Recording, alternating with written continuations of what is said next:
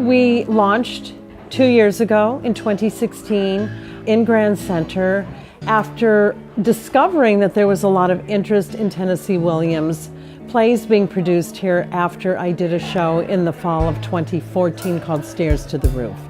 This year we've changed things up a little bit. In the first 2 years we had many different elements. We had many different productions that we were either presenting or producing.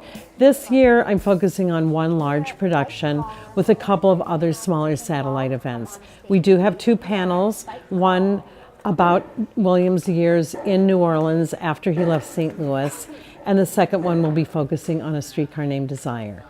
We have a one-man show coming in, performed by Jacob Storms. It's called Tennessee Rising, and it begins with his exit from St. Louis into New Orleans. We have A Streetcar Named Desire being shown here on the Grandel stage. It's a very powerful, dark, sexy, dramatic, sad, just passionate play. Pretty great piece about gender roles and double standards and family dynamics.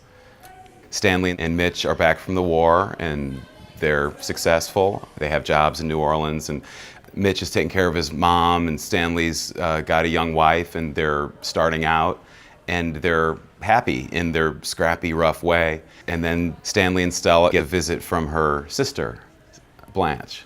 Blanche Dubois. She comes into town because of some issues that she experienced in her last town that she was staying in.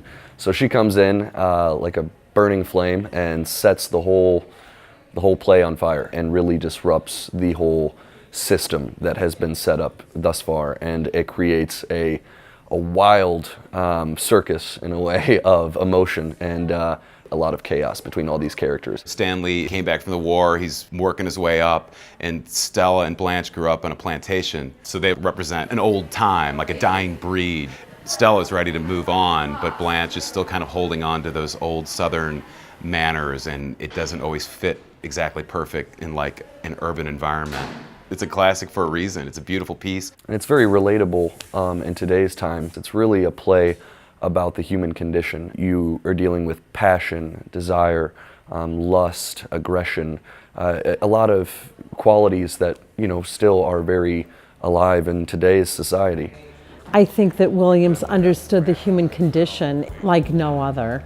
His language and characters speak to our weaknesses and strengths as people walking the earth.